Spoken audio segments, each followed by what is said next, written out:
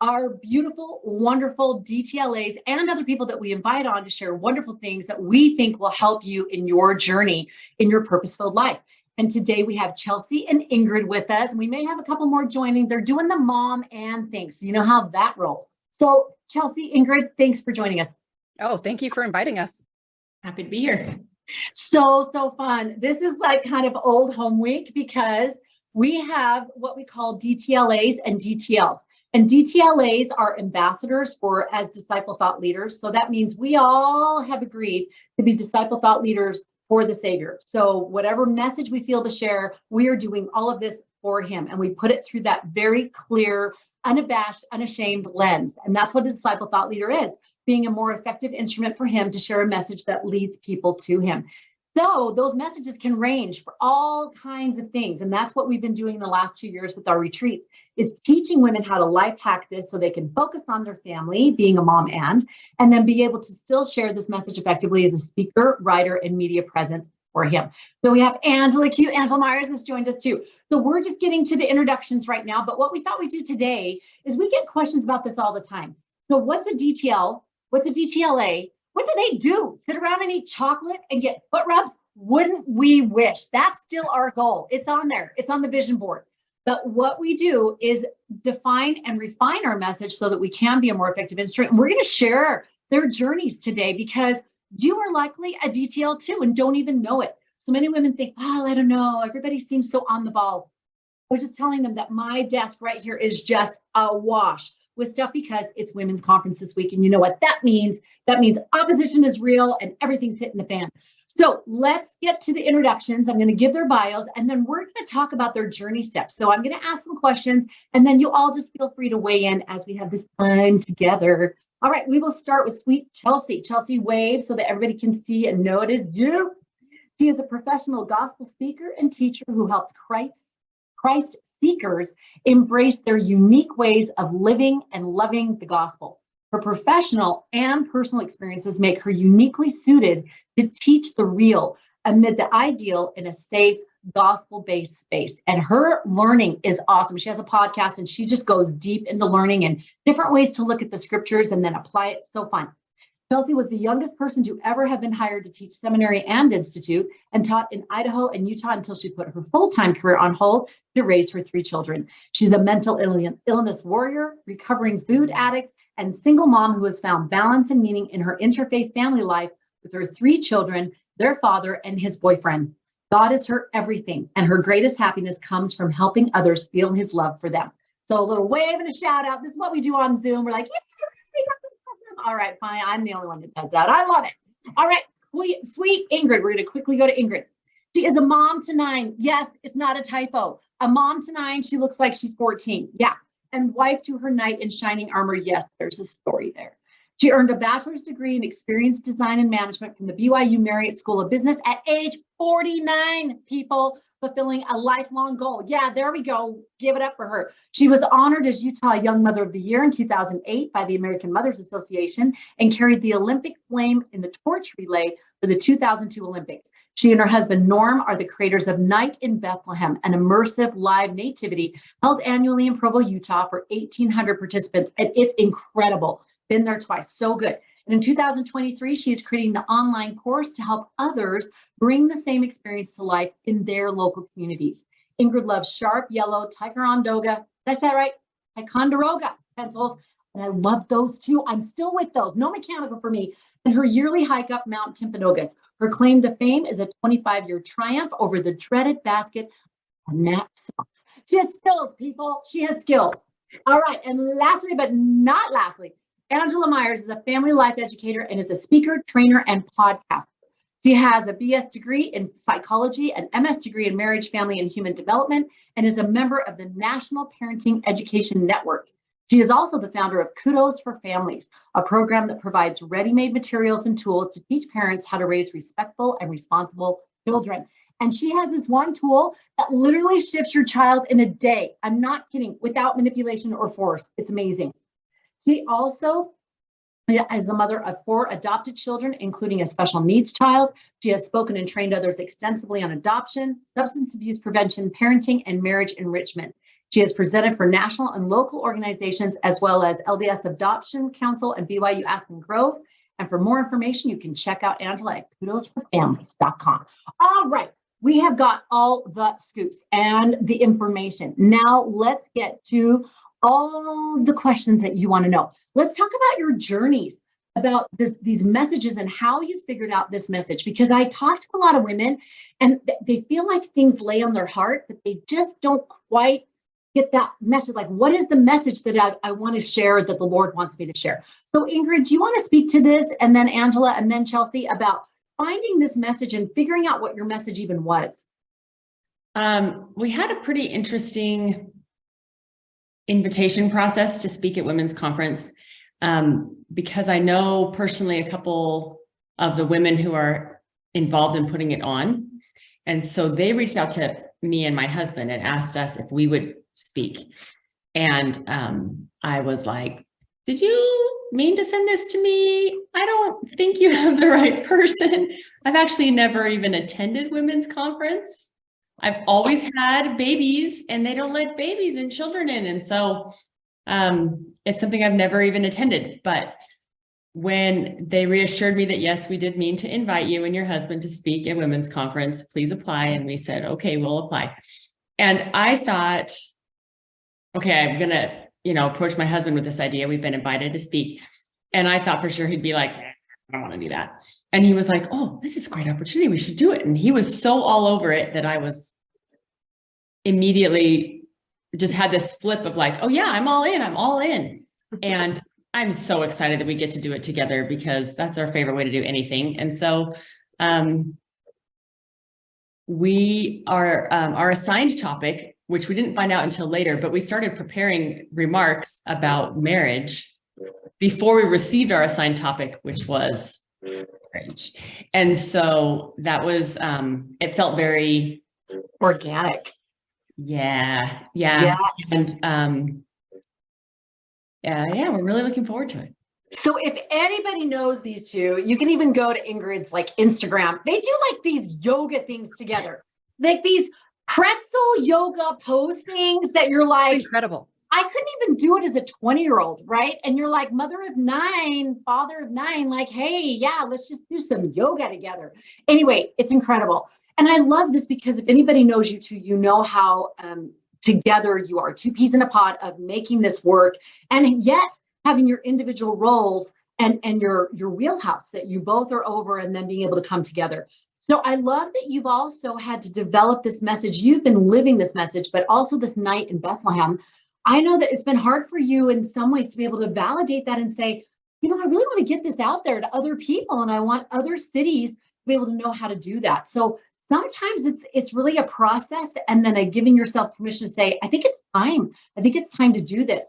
Let's go to sweet Angela. Angela, what about you with your message? There's been stops and starts, and your dad actually started the parenting courses that you wanted to kind of keep that legacy going. Tell us about that little bit of journey there. Sure, I'd be happy to. So I was busy raising my kids, but my degrees were in parent education. And so I thought, oh, okay, I'll use that someday. And then I felt this urging a couple of years ago where I felt like I need to get my dad's parenting stuff back out there. I felt very strongly that it needed to start right away. And so I began to try and get his stuff out there and go through a myriad of different things. And I was led and guided by different people. I feel like Heavenly Father dropped people in my lap to say, hey, go this way with it. And then it turned out to be more like I was supposed to be speaking and teaching and doing things more than just getting his stuff out. So I'm trying to do a combination. And I feel like, Connie, you, as far as the DTLC, you were one of those things that was one of those people that was dropped into my lap that was a complete game changer for me, because I was all alone before, trying to do it, trying to figure out how to do a website, trying to figure out how to reach people, how to speak, how to set things up.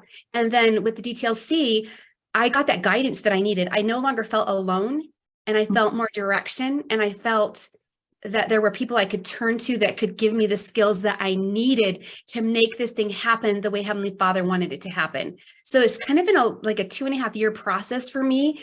And then when they asked to speak at women's conference, I was super excited because it's on families and mending families and parenting, most specifically talking about contention and how to avoid that to heal families. And is that perfect timing with President Nelson's most recent talk? Isn't that incredible? And you are genius at this. Like I said, this is so your wheelhouse of parenting. You have special needs children. You've had to help them be able to learn manners, learn things, learn to set goals, learn to do behaviors, learn to be responsible and respectful, and all of those things like we do with all of our children. But you have utilized these tools, and now you've been able to package them and put them into a thing of, if you do this, you'll be able to do this. And regardless, of the individual child, these principles, kind of like President Nelson when he talks about eternal laws, these principles work. And I love that you have, I've seen you come to these places where you sort of stop and start, and then there's moments of self-doubt, and then there's moments of this is too much, and that we all have. And yet I love the point that you brought up, that it is this connection of other women and getting the support of other women in a variety of ways, but whatever that is, being able to have that support, that we get lifted in those moments where we're like, I'm thrown in the towel. I just can't do it. Chelsea, did you want to speak to any of that? To your journey? My journey? Oh my goodness. Women's conference? Yeah. So I have always been a gospel teacher. That's what I did. And so years ago, I started trying to do this so that I could stay home with my kids once I got divorced. I thought I want something where I can be home with my kids, because if I go back to teaching seminary and institute, I'm gone when they leave for school. I'm gone when they come home from school. And it's been like beating my head against a wall. I feel like God has a plan for me, but he hasn't told me what it is, how to get there. It's been a lot of experimenting. So I tried to just like teach the gospel through a website and through social media. And over years, I have learned that God is saying, you know what, your unique thing is not to just teach the gospel. Your unique thing is to use the gospel to teach people who feel like they don't fit in the Church of Jesus Christ. Oh, and I know what that feels like. That's such a niche. As divorced, that feeling of the scarlet D and all of the things of how people can look at you or things that they can say. And that's fed into your ability to share. Yeah. And experiencing mental illness, when people say, I promise you will feel the Holy Ghost, you will feel God close to you. Well, I often don't feel God. And so being able to be a voice for that and saying, you know what, you can experience God in ways other than feelings, and to have my ex-husband be gay and to see the struggle that he went through and to be able to really empathize with him not feeling like he belongs. I am so passionate, and I feel like people are always asking me, how do you do this? How do you fit in? How do you still go to church? And how do you still feel like you can reconcile it? And I feel like I can't, but I can use the gospel to help ground me. And that's kind of where God has taken me. And I did not submit my name to women's conference. Someone else had done that, and they asked me if I would they know nothing about me. They know nothing about my personal life. And they asked if I would moderate a panel discussion about how to support people on their individual faith journeys, which with my ex-husband, that has been a huge thing. And I was like, oh, God knows me. God loves me. I am on the right path. And then a few weeks ago, they reached out and said, we had somebody that can't present. Can you step in and present for them? And I was like, I don't know, like I don't have very long to put this together. What's the topic? Well, the topic is, how can you find unity and belonging in the church? And I just feel like it's been years and years, and suddenly these pieces are starting to fall into place. And I hope that can give someone else hope. It's not that we are not these incredible people that have just had everything fall into place for us. It has been a journey for us, just like it is for everyone else. And it still continues to be a journey for us. Exactly. And I love that you bring that up. And I had mentioned that earlier, but I know the live stream was having some issues at the beginning. But when we talk about disciple, it's DTL, disciple thought leaders. When we talk about that, it isn't that we're a step above and that we're awesome and amazing and we're a cute little clique. It is about our focus is doing whatever we're doing and whatever we're sharing for him. And that's the numero uno. And that everything we share and the way we go about it has that lens. So I love this, that we look for the things that we're experiencing and saying, okay, now how can we use this as a gateway to the gospel, as a pathway to him, so that we can shepherd and guide and say, guess what? He's got the answer. That talk from President Nelson, the answer is Jesus Christ, right? That's exactly what we're all saying in our own different messages. And we've had so many women come through these retreats in 2 years that we just got finished with our 10th one. And everybody has this different, unique message that they feel called to share, but they're like, I don't know the pieces. So let's jump into this question. What was a piece that maybe you didn't know how to do, or that it was unexpected that you learned how to do to be more effective in sharing your message? You know, you're going along and you're like on this hamster wheel all the time and trying to get stuff done and staying up till 4 or getting up at 4 in the morning. And you maybe come across this skill or this ability or this something, a piece of information or something that was like, oh, this is so helpful to know how to do this. This made it easier. Anybody want to speak to that? Ingrid. It was not very long after we got our invitation to speak at Women's Conference that you hosted your speaker 5-day challenge or something, and we could go on a Facebook Live every day and learn a couple speaking skills. And then your speaker in a day event that was on a Saturday, I was just kind of dumbfounded with my mouth hanging open as I watched this invitation to speak come in, and then this opportunity to learn how to be a speaker. And you had us say it at the speaker in a day event. You made us all repeat it in unison. I am a speaker. And that's one of those like affirmations that I didn't really believe it. I still might not believe it, but when I said it out loud, I felt this like power come in, like I am a speaker. I have something to say and I have some tools to be able to say it. And I feel like together with my husband that we do have a message about marriage, and we do feel called to share it. And so I'm really excited for the opportunity and super excited that I got a few skills in my back pocket before being thrown into the deep end. I love that. And even just that skill of being able to validate it. So many women I talk to are like, I could never be a speaker. I feel like he wants me to do that, but I can never do that. You ever felt that way where you're like, but that person doesn't really wear and I'm not a Sherry do and whatever. But I really feel like with President Nelson and a plea to my sisters, he's saying, step up and speak up, teach fearlessly, right? And if we just get a few skills under our belt, we can do that. We can do it better than we did it before. We can get our thoughts organized. We can share it more effectively and in a more engaging way so that people can receive the message. Angela, do you have anything on that? Yes. I feel as if the whole reason I'm doing this is to step up, to do what we've been asked to do, to get ourselves out there. And I feel like I'm doing this for Heavenly Father, for him. That's all it is for me.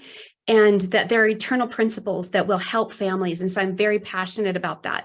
And I was working and trying and doing, but what I learned was that it's okay to do it scared. It's okay to do it messy. It's okay to be B+ and not A+. So a lot of my videos are like C+. But anyway, and I learned that I can reach out aside of myself and look for those opportunities, apply for those opportunities to speak and to share. Otherwise, it would have just been me. So the more I've reached out, scared as it might be, and yeah, it didn't help me with the scariness because I'm afraid for Thursday afternoon. But I learned that he's got this mission for me. I feel that I can help families, that there are eternal principles, but that I have to be willing to step out of myself, to be afraid, to do it scared, to reach outside of my comfort zone, to find the opportunities to speak out for him. So I think that is a big thing that I've learned. There's so many things. It's hard to pinpoint it down to one, but when you're talking today, that's what I was reminded of, is that I want to do it for him, but I was scared and I'm still scared and I'm doing it anyway. I love that. And I love when you first applied to speak at Aspen Grove, BYU Aspen Grove. And then they're like, yes, we want you. You're like, what? Women's conference. And you're like, what? And then you think, what if I wouldn't have done that? What if I wouldn't have taken that step? What if I wouldn't have applied or agreed or any of those things? And how much the Lord has prepared for us. We know he has prepared the way. How many things are already waiting for us, or people or experiences. And we just need to take that step, not running around like FOMO, but just taking that next right step and being able to say, okay, I'm doing the thing that I know he wants me to do. Kelsey, what about you, love? So I the actual speaking and teaching part of what I do is the natural part for me. And like I said, for the last several years, I have been trying to learn how to brand myself and how to build a website. And I feel like I was totally reinventing the wheel with everything.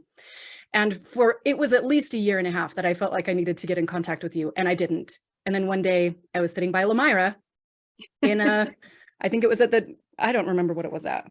LDS Is that conference maybe? Yes. And she was like, you should do this. And I felt like, okay, fine, I'm going to take the leap. And what I have really loved, that I feel like I had kind of gotten to this stagnant point. I'd gone as far as I could, and I had been pleading with God for months and months and months. Like, I don't know where to go. I don't know what to do. I don't have the resources to do this on my own. And I felt so alone.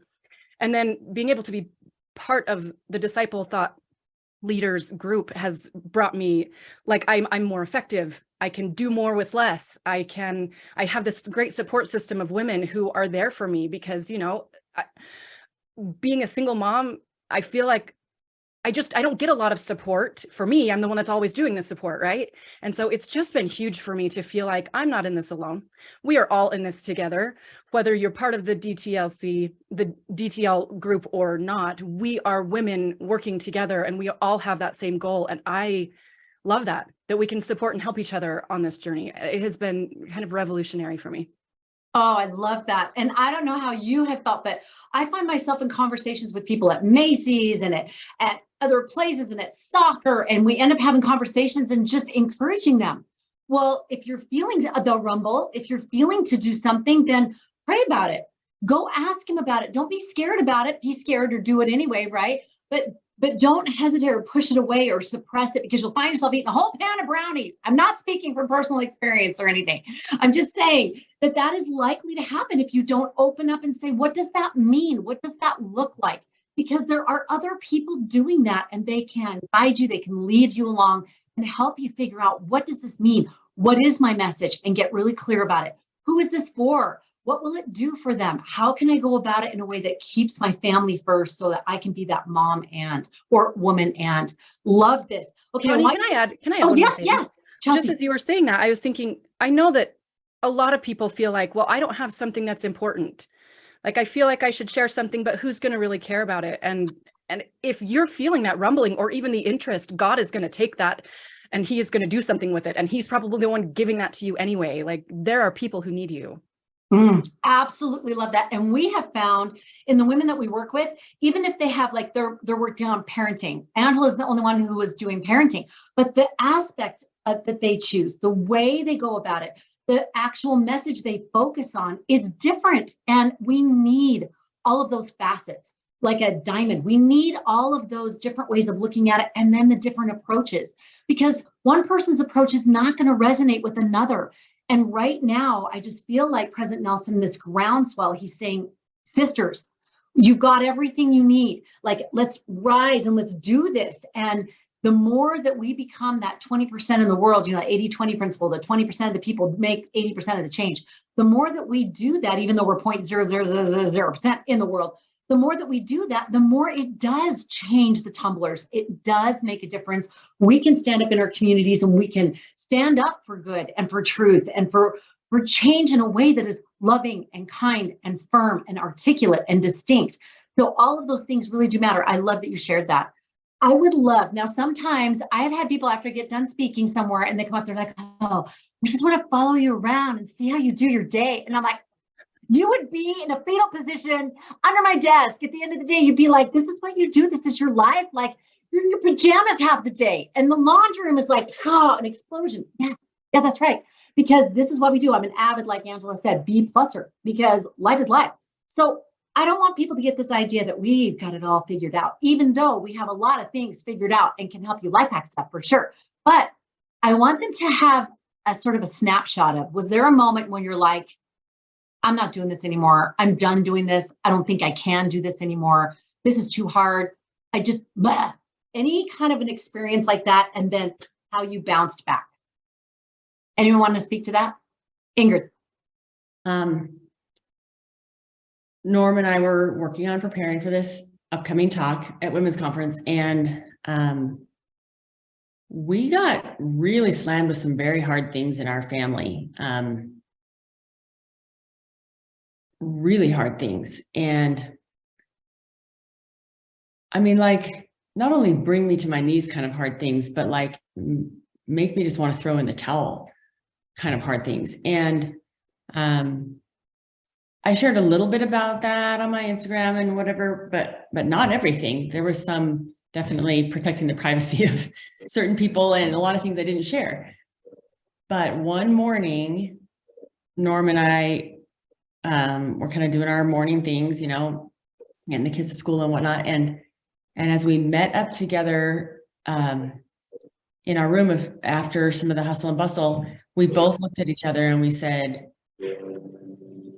we're supposed to expect opposition before something good happens, before something good is about to happen, or something great, or something important. And we both looked at each other and we said, oh yeah, we're having some opposition. That's what this is. And it gave me just enough of like, not today, Satan. Don't even try, because I am not. You're trying to get me to give up. You're trying to get me to call women's conference and say, never mind, no way. There's no way.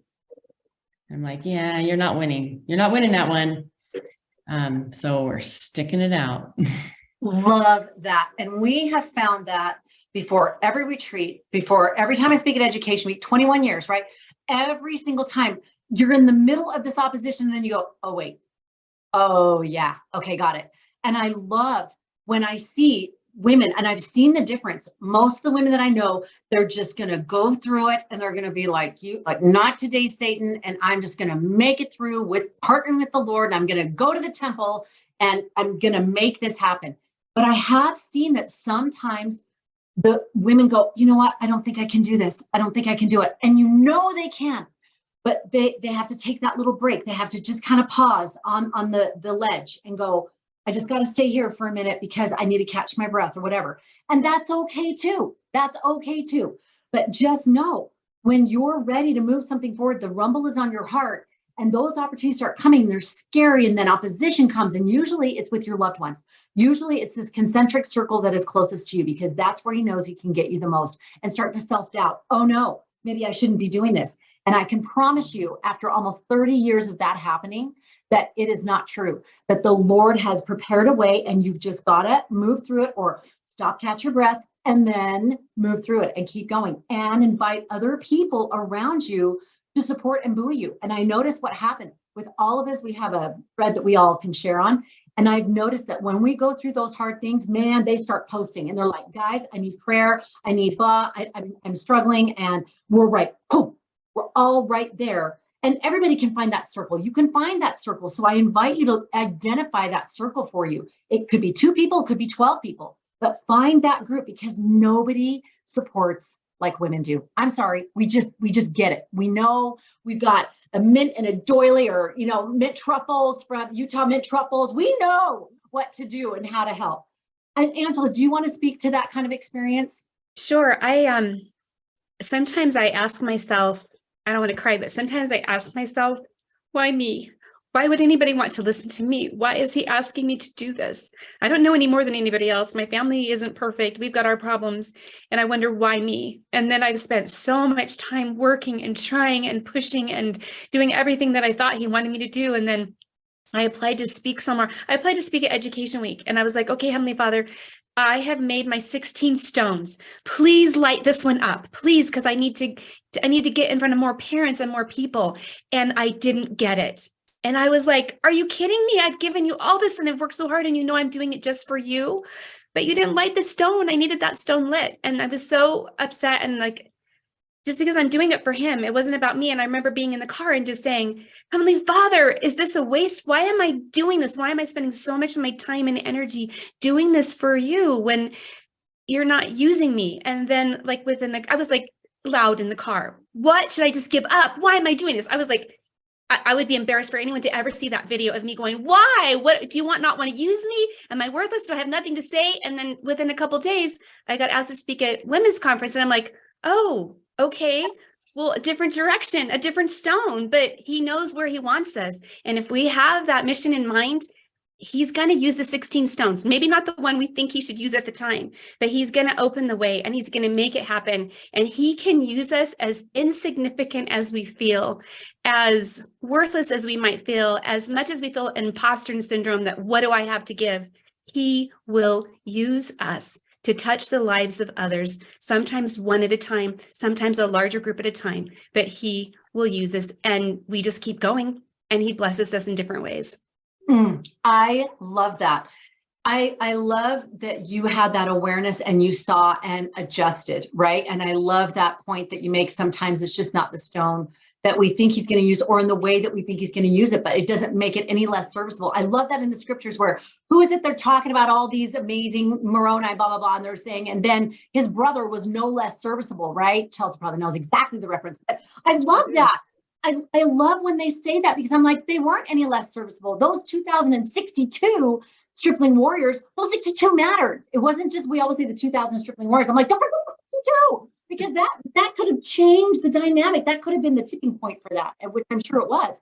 So I love that. And I do share with people, it was probably 20 years before I actually started seeing traction in what I was doing. Now, okay, I was having, 7 children in the meantime and doing the things, but I'm just saying, stop and start and stop and start and have another baby, stop and start and stop and start, and ridiculousness. But it took 20 years. So I think about the Salt Lake Temple, 40 years. And they're like, is this ever going to get done, people, right? It is what it is, and it takes what it takes, and we're not in a race. We're not there to be at the finish line and go, we're amazing, and we did, blah, blah, blah.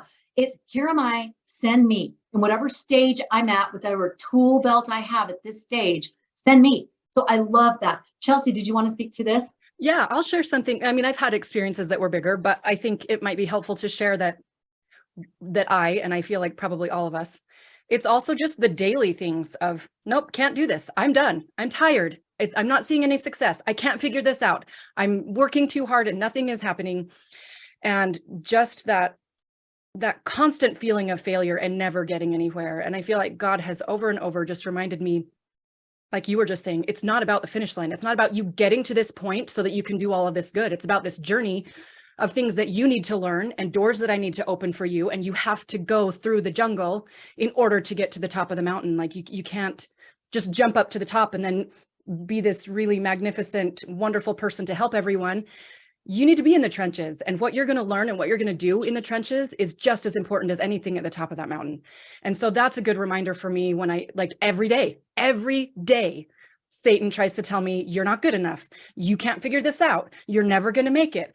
And I finally get through that one. And you'd think that I would learn over time that this pattern is here. I mean, I do learn it because I'm more resilient now than I was before, but Satan still gets to me all the time. And I have to pull myself back out and trust that God has a plan for me, even if things aren't working out the way that I think that they should be. I feel the peace that I'm headed in the right direction. And if there's something that needs to change, God will make sure it changes, because my feet are walking. And so he can guide me wherever he needs to go. Oh, I love that. That is such a pillow phrase. My feet are walking. Oh, I love that. I'm going to put that on a sticky note. I love it.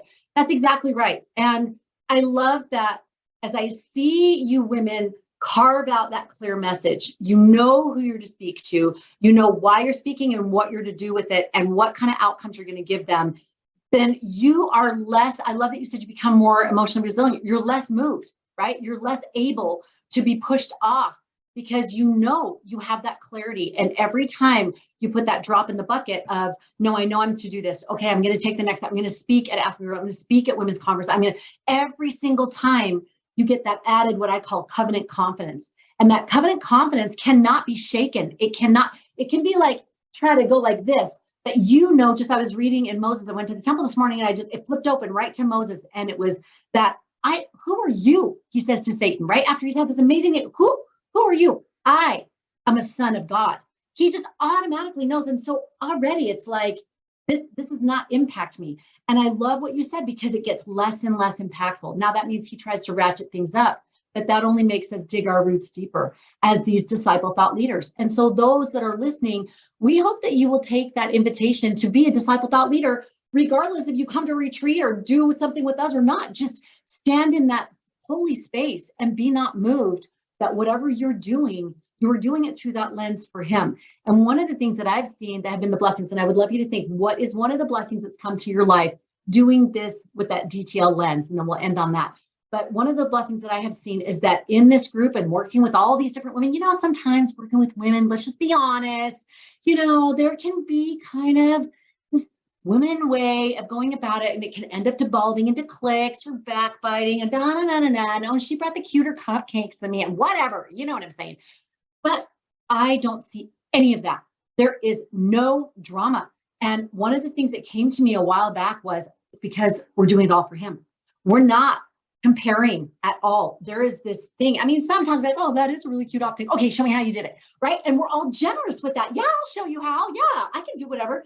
But this feeling of we're all doing it for him. So our focus is there. It's not on backbiting or comparing or whatever. And that shifts the feeling of helping one another and supporting one another, which I have loved. All right, anybody want to speak to a quick blessing that you've had as having that DTL lens? I'll go ahead. I think because my whole purpose is to do this for him, and DTLC has that same purpose, it's been easier for me to find my place.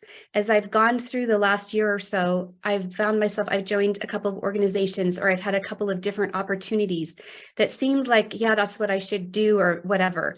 But I can remember on several occasions attending an event or being part of a committee and thinking, no, this is not what I'm supposed to be doing.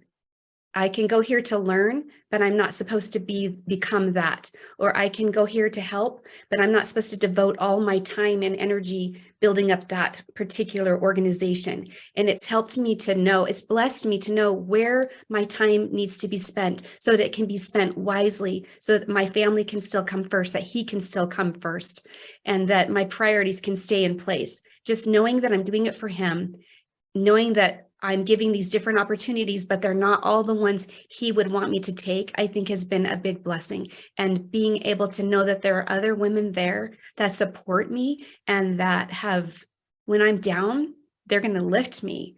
They're not going to ever kick me when I'm down. They're not going to ever put me down. They will always have my back. They will always be there for me, and that we can communicate spirit to spirit in this world where there's so much that's not like that. It's a huge thing for me to have that kind of a blessing. Oh, I love that. And for those that are listening, again, I invite you to consider who is in your circle like that. Identify 1, 2, 3, 5 women that you're like, I'm going to reach out today. And I'm going to say, hey, do you guys want to connect about this? Because I'm feeling this rumble and I appreciate you and I love you. And I know that you have that disciple thought leader lens without being even official, but just connecting. Once you do that, that strength just starts going like this, and that covenant confidence just starts multiplying, replenishing. It's so good. Ingrid or Chelsea? Something that I just keep thinking about is that being a disciple thought leader has given me permission. And in a lot of ways, it's given me permission to follow the path that I feel called to follow. It's given me permission to succeed, permission to fail, permission to take things at my speed and be a B+er or a C-minuser or whatever it is for the day. It gives me all the permission that I need, that I think that God has been trying to give me all along. But sometimes just hearing other people give you that permission to be who you are, where you are, is very empowering and sustaining. I love that. And sometimes it's just those words or phrases, my feet keep walking or whatever it was. I got to write that down. You got to post that on the thing on the notes because that was so good. But I love that it's those moments where you feel that that covenant power through other people who are making and keeping their covenants. And there's just this actual, almost tangible feeling of, okay, I can keep going. Sweet Ingrid. I feel like I have my feet kind of firmly planted in gospel soil. I try to keep them that way, and I try to have the roots sink really deep so that when the winds blow, right, it's Helaman 5:12, you're built upon the rock, right? The winds blow and the shafts in the whirlwind and all that life can throw at you. And I might bend over really far, but I don't break off and blow away. when the storms ease up, I can pop back up again, and the roots keep me grounded. And I feel like knowing that I can, I can't control the wind and the storms, but I can control how I nourish the roots. Mm-hmm. And so knowing that my focus is for him and that my actions are for him gives me the confidence to stand in the wind and let it blow me around a little bit, but not to knock me down. I love that. In fact, I just thought about when I was on my mission in Japan, we had an earthquake. And I remember the elders talking about seeing the trees go all the way down to the ground and come back up. It was just like, mind blowing, right? And I think about that there is a steadiness that comes from being covenant women that support covenant women and support each other. I think about the talk from President Nelson. Remember, he said, overcome the world with rest. I can't remember the word that's used there, but anyway, that talk where he talks about our covenant power eases the way. Keeping our covenants eases the way. And I know things that you ladies have been through and that you've been struggling with and things like that. But what I see is that it's hard and it's like this. But like you said, there's still this movement forward, the spiritual momentum that President Nelson talks about, that you still keep moving forward and you still feel this purpose. And you see the way to go about it if you need to make a shift or you need to pull back on something or whatever. But there's this almost smoothing of the path in certain ways. The right person comes in or the right resource or the right thing is said at the right time. And it just keeps going like this as you move along. So I find that that's just a huge blessing because we connect, we meet every week. And to get that boost every week, it's like a shot in the arm. It's so good. We're going to wrap up. I know this was a little bit longer one, but so much juicy stuff. And I know we've only even scratched the surface with these women. They have the most amazing experiences, but I invite you to go to their women's conference sessions because you will be able to hear more from these women. So really quickly, share what day and time you're speaking and where you're speaking. Super fast. Chelsea? I will be Thursday at 1:30 in the conference center. That's for my presentation about belonging in the church. And then right after that at 3 p.m. in the Wilkinson Center Ballroom, I will be doing the panel about supporting others in their faith journeys. Love it. She'll be going across the campus. Yes. All right. Or maybe they'll get you one of those little carts. It's so fun. I will need that because I have a broken foot. Oh, there you go. That's right. Oh, we need a call. We'll call services. All right, Angela. So mine will be at noon on Thursday in the Wilkinson Center Ballroom. So neat. And Ingrid? Mine is on Friday at noon in the Wilkinson Center Ballroom. I feel like in the library with the candlestick. That's just how it's sounding to me. And mine is at noon on Thursday. I'm so sorry, in the conference center, but then I can pop over and see you, Chelsea. Yay. So if you want, take a look at the women's conference. If you haven't signed up yet, there's so many classes and so many amazing, amazing women speaking, leaders that are speaking. It's really, if you're like, I'm on the fence, or you've never gone, go. Absolutely go. I remember I didn't go for several years because people said it was so packed and it was annoying. And I went and I was like, how have I been missing this? It was so good. And just talking about that support, that covenant power together shared by women, that's what it's like with a Cafe Rio salad. It's so good. All right, ladies, thank you so much. Thanks for being with us today. Thank you. Thank you. And if you like this interview, we encourage you to go back and listen to the other ones. On Tuesdays, we always have these spotlights and you can hear how these women have gone through their journey, the highs, the lows, the in between, and tools and tips that they've used to be able to keep going on fulfilling their purpose for him.